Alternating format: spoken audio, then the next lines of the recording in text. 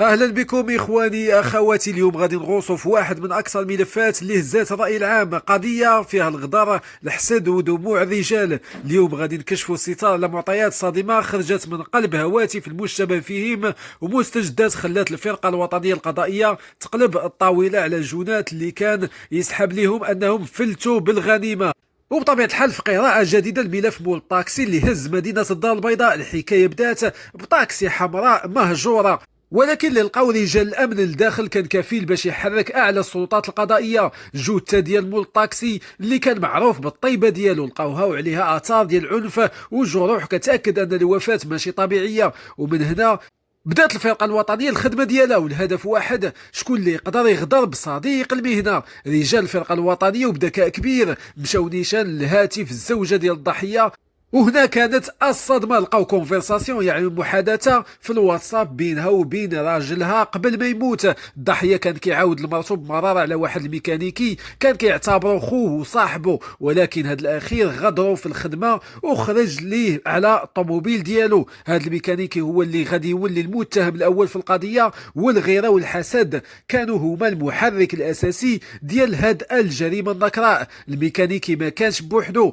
كان معاه شريك اخر، بجوجهم خططوا باش يصفيوها المول الطاكسي. بطبيعه الحال غادي تسولوا علاش غادي يديروا هذا الفعل. الجواب بسيط ومؤلم في نفس الوقت: الحسد هو الجواب. الضحيه كان انسان خدام ودمار، وكيخدم كيدخل الستاسيون وما كيخرج منها، كيجيب لقمه ديال العيش لوليداتو ليل ونهار. وهذا الشيء مرض هذا الشميت اللي حسدوه على الرزق ديالو. الميكانيكي استغل الثقه ديال الضحيه اللي وضع عنده الطوموبيل ديالو في الكراج، وهنا بدات اللمسات الاخيره لخطه القتل. من بعد ما نفذوا الجريمه كل واحد فيهم دار خطه باش يهرب. واحد قال لمراته: عندي بريكول ديال بيع طوموبيل، ومشى تخبع في واحد البرتوش في كازا.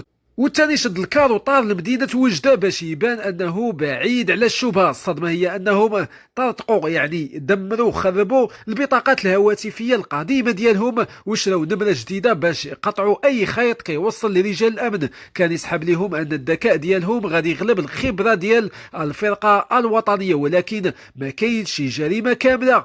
رجال الفرقة الوطنية والتقنية خدموا على الجي بي اس من الميكانيكي صنع على مرته من نمرة جديدة، وهو كيقول لها انا في وجده. الاقمار الاصطناعيه كانت كتقول حاجه اخرى: المتهم راه وسط كازا ومخبع. وفي لحظه حاسمه تم القبض عليه بالرجال السيفيل، يعني لابسين الزي المدني، ومن ثم جروه للتحقيق اللي ما قدرش يصمد فيه واضطر باش يعترف بكل شيء ويجر معاه الشريك ديالو اللي كان فعلا في مدينه وجده. الاعترافات كانت قاسيه، اعترفوا انهم بغاو يحيدوه من الطريق غير حيت خدام اكثر منهم. الصدمه وصلت حتى لعيالات المتهمين اللي ما صدقوش بطبيعه الحال ان رجالهم مجرمين لهذه الدرجه. هاد الشميت حاولوا يخليو ادله في الطاكسي باش يوهموا الامن أن الفاعل امرأة، ولكن حين كانت الوكيل العام للملك والفرقة الوطنية كانت لهم بالمرصاد. بطبيعة الحال كنقولوا الله يرحم هذا السائق المهني وصبر العائلة ديالو. القضية دابا بين يد القضاء، وحنا كاملين كنتسناو أقصى العقوبات